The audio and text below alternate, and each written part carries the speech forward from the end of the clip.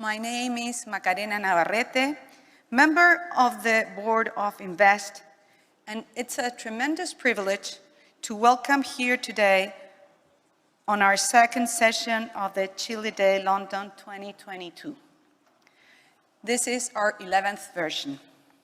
Let's begin by greeting authorities and sponsors who are today with us. So please join me in welcoming Mrs. Susana Costa, Governor of the Central Bank of Chile. Her Excellency, Susana Herrera, Ambassador of Chile to the United Kingdom. Her Excellency, Luisa de Souza, British Ambassador to Chile. Distinguished Congressmen of Chile, Ricardo Lagos Weber, Juan Antonio Coloma, Kenneth Pugh, Gael Yomans, Jaime Naranjo, and Eduardo Durán. Osvaldo Macías, Superintendente de Pensiones. Jessica López, Chairman, Banco Estado.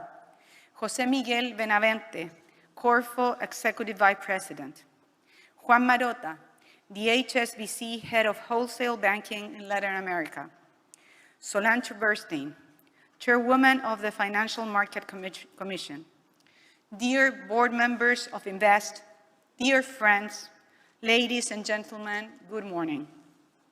Again, we will take a minute to thank, on behalf of Invest board members, everyone for continuing making this event possible.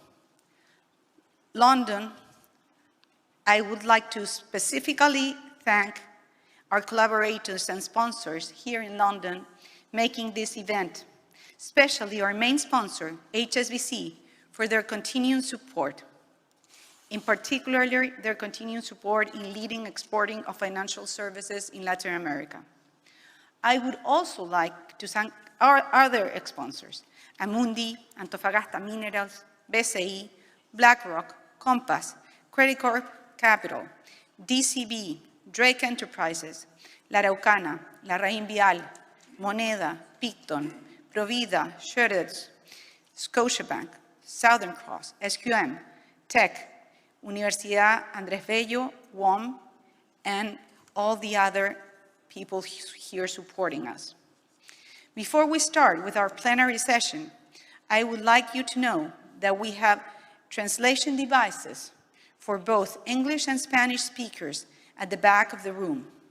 Now, I'm pleased to invite Her Excellency, Mrs. Susana Herrera, Ambassador of Chile to the UK, to join us to share some of her remarks. Let's welcome Mrs. Susana Herrera.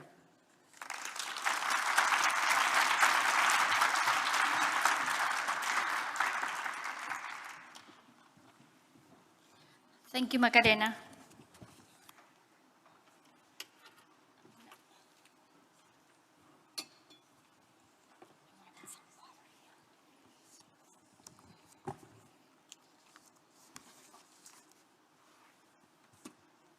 I'm not hiding, I'm just getting comfortable here this morning. I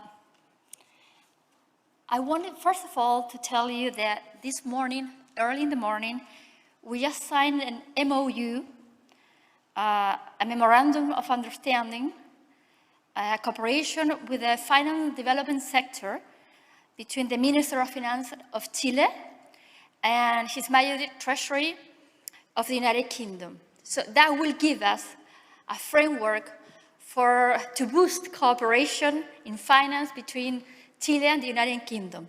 So we just did that, and I'd like to thank Luisa de Souza, the ambassador of Great Britain and the United Kingdom in Chile, for working on this so hard until we're able to do it today. Thank you.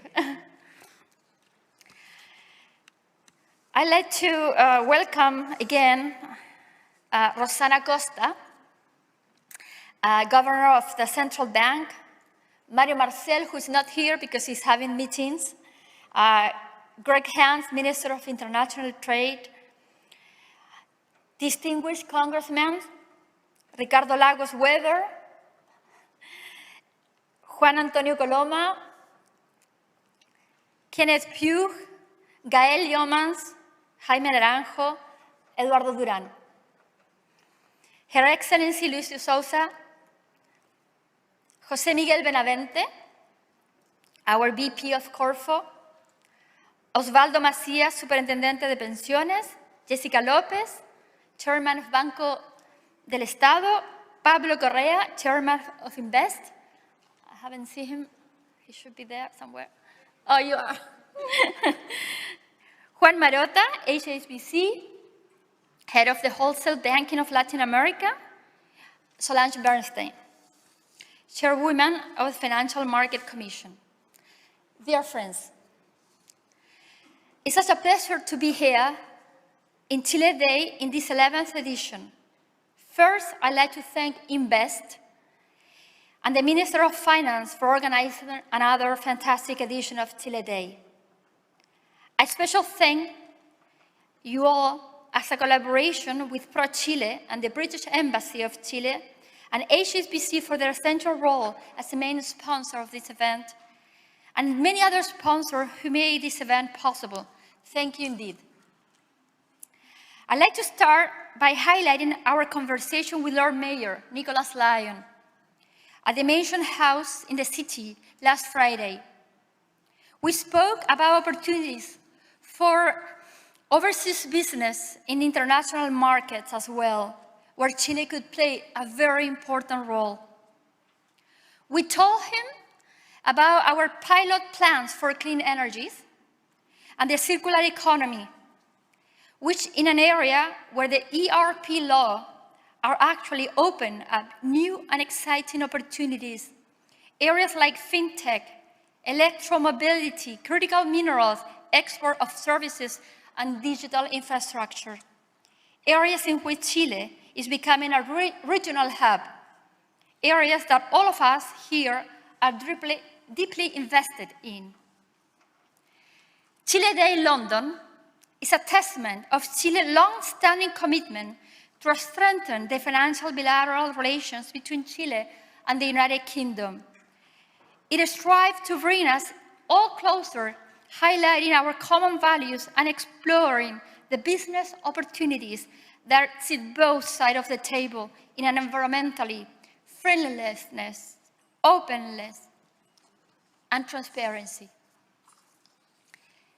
In these few months, I have had the privilege of hosting with my team at the embassy official Chilean delegations, such as the Foreign Minister Antonio Rejola, the Minister of Economía Nicolás Grau, the Minister of Mines Marcela Hernando, and the Undersecretary of the Minister of Science Carolina Gaiza, and now our Minister of Treasury. Every single one of these visits has been beautifully well received within its own realms and their respective local counterparts, ultimately position Chile as a trusty, stable, and transparent ally. It has been my almost honor to experience firsthand the high regard in which Chile is held by the British leaders. When I presented my credentials to His Majesty just a month ago, King Charles III, in November, we had a very, very fruitful and honest conversation. We found areas of shared interest among several issues which he deemed close to his heart: sustainability, architecture, urban planning, reforestation, climate change, biocircular economy, just to name a few. This positive encounter with the King is already opening doors that we believe will turn into exciting partnerships, which will allow both countries to work closer in a more horizontal manner. I feel very excited and humbled by this window of opportunities we have in front of us. But let's go back and have a closer look at the Chile Day from our standing point. We had an incredible, interesting panel yesterday about women and finance, which effectively we call our gender imbalance in the financial sector, and set out some really interesting facts and solutions to make the financial sector more inclusive and diverse, not just in regards of gender, but also considering ethnic minorities and workers with disabilities. Chile has developed an agenda of inclusion, which will become a hallmark of its international action. Feminist foreign policy for the Chilean government is a priority, and that is why we decided to include a gender perspective in every aspect of our work at the embassy. I am the first female ambassador here in the United Kingdom. Something that was once unimaginable, but today it reflects the possibility of a new moment. Now, regarding the infrastructure financial panel, it was brilliant in proposing ways to further diversify and expand the financial tools for this sector, particularly private-public collaboration. It is also effectively addressed how the excellence in infrastructure, especially green infrastructure, there is a direct impact on the well-being of people and the access to social services, while helping at the same time achieve our net zero goal. This is another subject that ranks high in the President Boric agenda, particularly since we have become a Latin American hub for infrastructure technology, with more than $4 billion invested in new projects. This is why we strive to maintain and enhance Chile's attractiveness as an investment destination for projects such as highways, airport terminals, hospitals, renewable power plants, among others. Currently, there is a multinational from over 16 countries operating projects in the aforementioned industry. Chile is one of the most attractive emerging economies in renewable energy worldwide. We all know that. 29% of electrical energy comes from solar and wind resources, a natural laboratory for the energy of our future. We are on the path of becoming a country producing green hydrogen at the most affordable price on the planet by 2030. In fact, tomorrow we are launching the Green Hydrogen Fund in the UK, organized by the Chilean Economic Development Agency, Corfo, and Green Venture in my house. We are confident this fund will attract interest, and I hope to see many of you involved and curious to know about it. Of course, it is easy to feel excited and positive about Chile's future, as Chile has the best conditions for solar energy production in the world, optimal wind energy potential, and 4,000 kilometers of long coastline, which provide the perfect condition to develop marine energy. All the renewable energy being installed in Chile is having an effect of reducing the price of electricity, which is giving Chilean business a competitive advantage. As an example, electricity in the UK at the moment is almost 3 times the cost than in Chile. Another factor worth mentioning is that Chile holds 45% of the world lithium reserves in its salt flats and minerals, which are fundamental for the energy transition. But all of this will allow us to develop just not one sector, but we want to have an industrial strategy. We want to develop innovation, productive diversification of goods and services, equity and inclusive growth. Also for women and smaller companies in both national and international markets, strengthening the growth, well-being of a share for all the Chileans. We are aware that Chile provides state-of-the-art incentive for the development of new sustainable energy technologies, and a clear framework for all stakeholders involved. In regard to renewable, if there is one place to be, it is definitely Chile. But we're ambitious. We are looking for a long-term industrial development to bring prosperity to every place in Chile. This will require global collaboration. And my embassy and my team, we believe UK is the best partner. Obviously, green finance sits high on the agenda of our government. And we were also one of the core topics of Chile Day. On this subject, we are extremely proud to have been recently awarded with the IFR Award for Sustainable Issuer of the Year.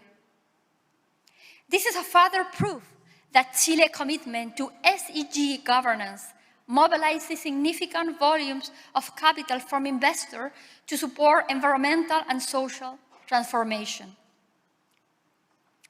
As you may all know, Chile started issuing green bonds in 2019 and social bonds in 2020.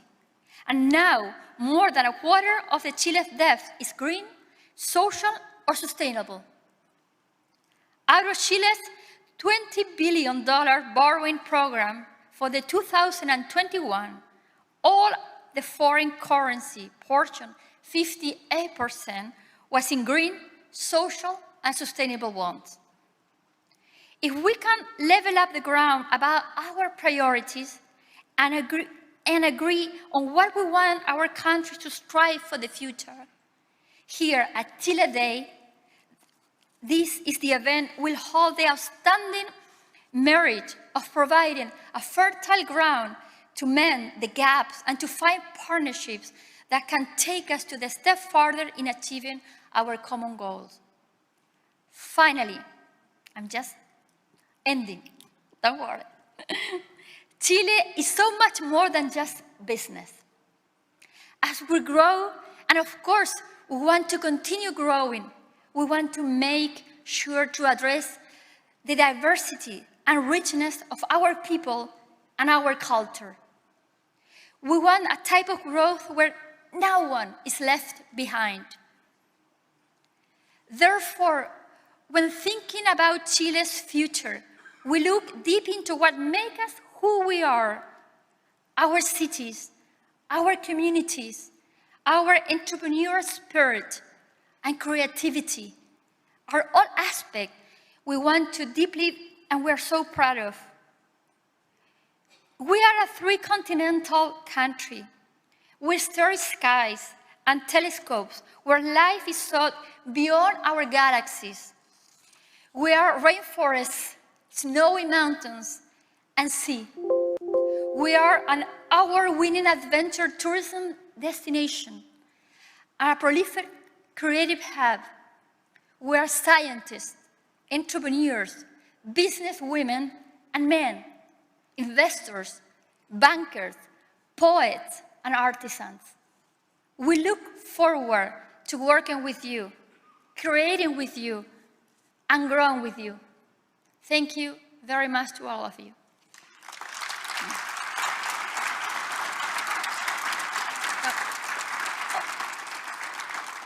I forgot one thing. I'm sorry.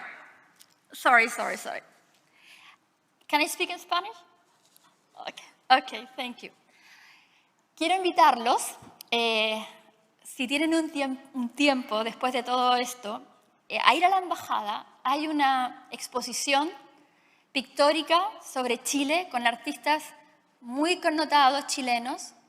Es una exhibición de arte de distintas épocas, eclécticas, con autores increíbles, que la familia Cat Valdivieso ha donado a la Anglo-Chilean Society.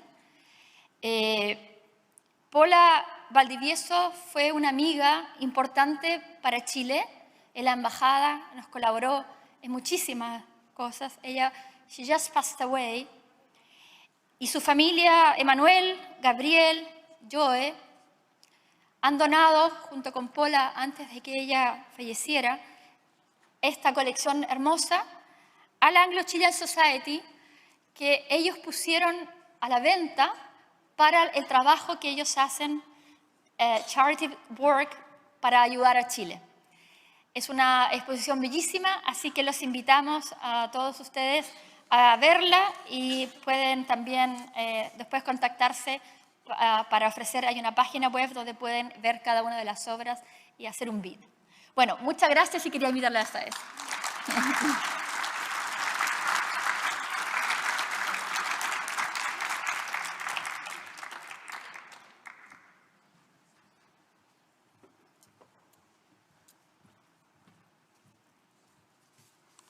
Thank you very much, Mrs. Ambassador, for your words on this important day. Indeed, you point very important matters for the commercial relation between Chile and the UK, and particularly important challenges in women, trade arena, and the just signed Financial Services MOU. Next, we are glad to greet in the stage Mr. Greg Hans, MP, Minister Department for the International Trade. Let's give him a warm applause.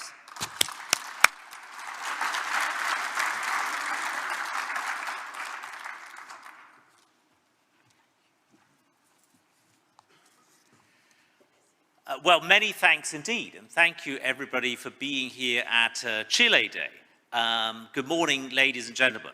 Mis amigos todos son muy bienvenidos. I probably said that in a rather Spanish accent, or a Castilian accent, I should say, so apologies for maybe not getting exactly the region right. But it's an absolute pleasure to join with you today to celebrate Chile Day.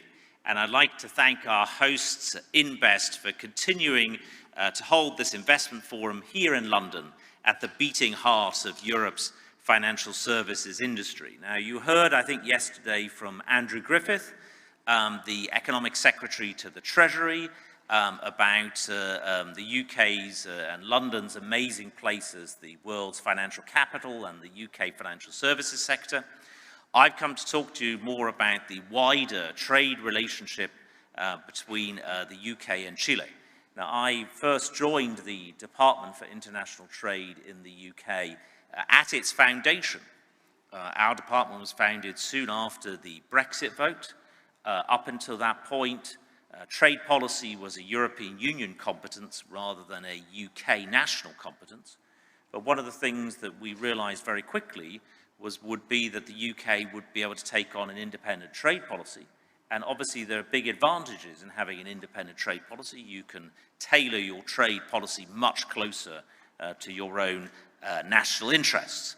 So this event plays a crucial role in strengthening the bonds of trade between the UK and Chile. And I'd like to extend an especially warm welcome, well, it doesn't feel at all warm today, to the many of you who have traveled the 11,000 miles across the continent of South America and across the Atlantic to be with us here today. Now, I know from my own travels that a 14-hour flight is a feat of endurance by anyone's standards, but thankfully not quite as testing as the many weeks at sea undertaken by British and Chilean sailors back in the 1820s at the start of our relationship, who crossed that great ocean to forge the bonds of commerce, culture, and kinship our nations share to this day. Founded upon our commitment to freedom, free trade, and open markets as the bedrock of prosperity. Shared values that were embedded in many ways by one of the greatest naval commanders in British and Chilean history, Lord Cochrane, who managed to remarkably capture a French frigate before lunch on his very first day in the job as a captain in the Royal Navy, which is definitely speedy work by anybody's standards at that time. This was at a time, of course, shortly after the Napoleonic Wars, before later famously sailing south to join Chile in its War of Independence. So in the spirit of Cochrane's amor por la velocidad, let's see how quickly we can strengthen the economic ties between Britain and Chile here today, unleashing more of the fantastic potential that I witnessed for myself when I first visited your beautiful country as a tourist back in the 1990s. I went to Santiago de Chile, I went to Punta Arenas, I went to Torres del Paine, and I think we just heard from the ambassador talking about the prospects for wind. I don't think I can ever remember as strong a wind as the wind I experienced in Torres del Paine National Park at that time. But our relationship has continued to deepen and diversify in the decades since, as I've witnessed through my many conversations with Chilean businesses here in the UK during my 10 years as a government minister in different departments, including the Treasury, as well as the Energy and Climate Department as well, the BEIS as it's called. Because, ladies and gentlemen, this is an economic partnership that matters enormously to both our nations, underlined by the fact that Chile was the first country, the very first country, to agree a new continuity trade deal with the UK after we left the EU. And that was a really important sign of confidence.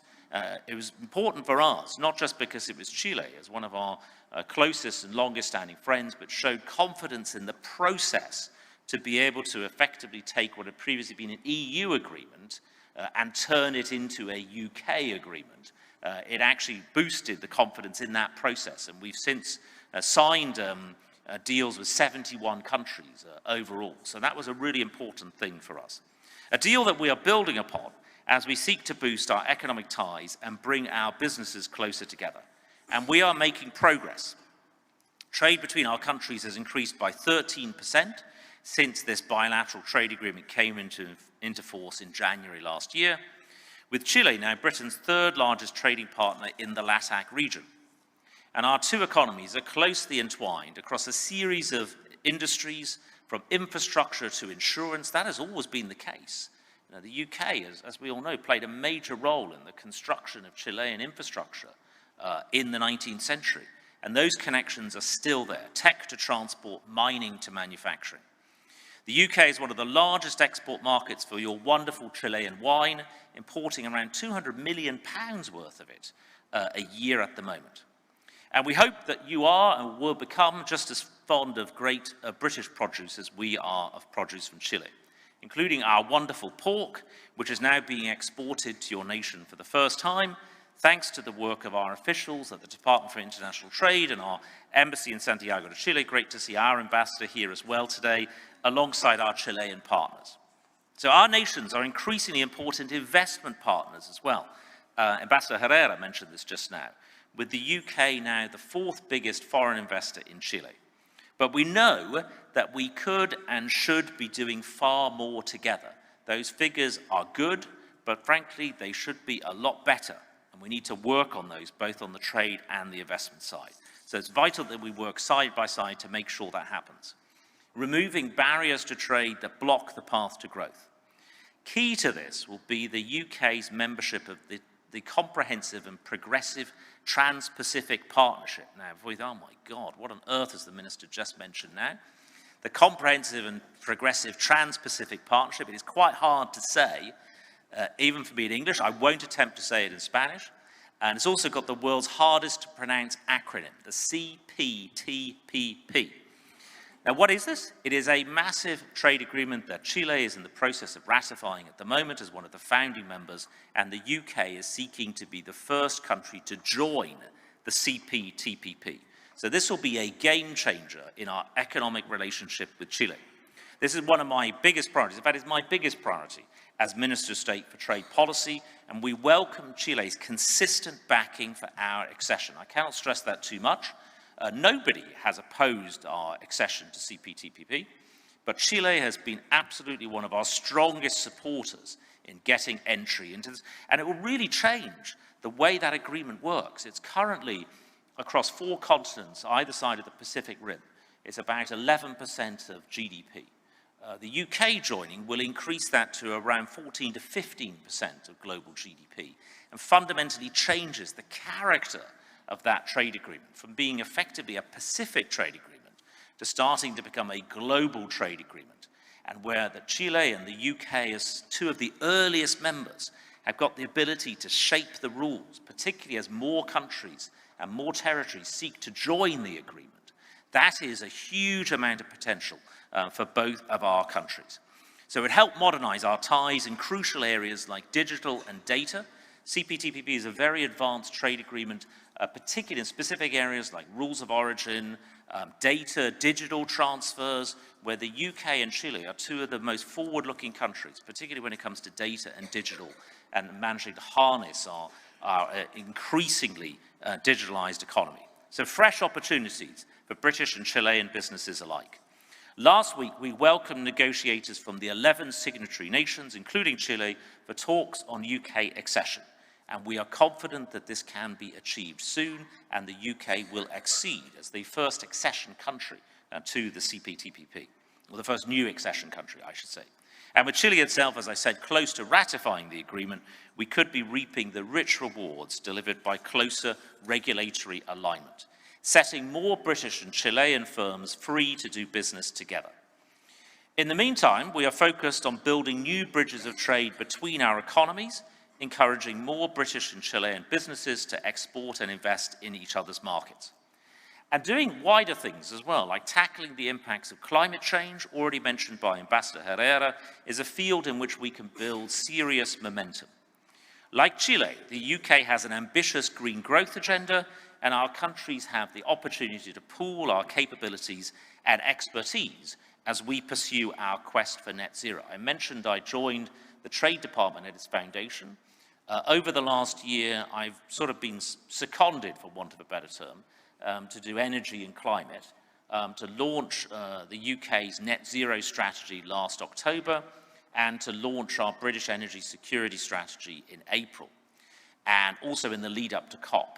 And one of the things I learned from a year at Energy and Climate Change was just the interoperability, if you like, or the connection between trade and climate, that is perfectly possible to have free trade, indeed between two countries relatively far apart like ourselves, but still make it very consistent with our climate obligations.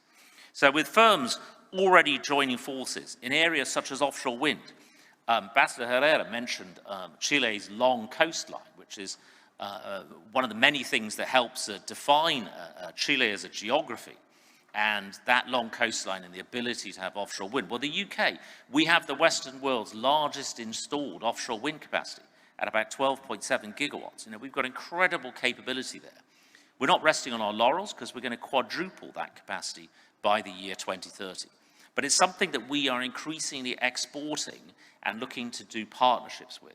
So in the last year, both at Energy and Climate and now at Trade, I've been visiting places as diverse as continental Europe, as Taiwan, Vietnam, showing what the UK can do here in terms of our offshore wind capability.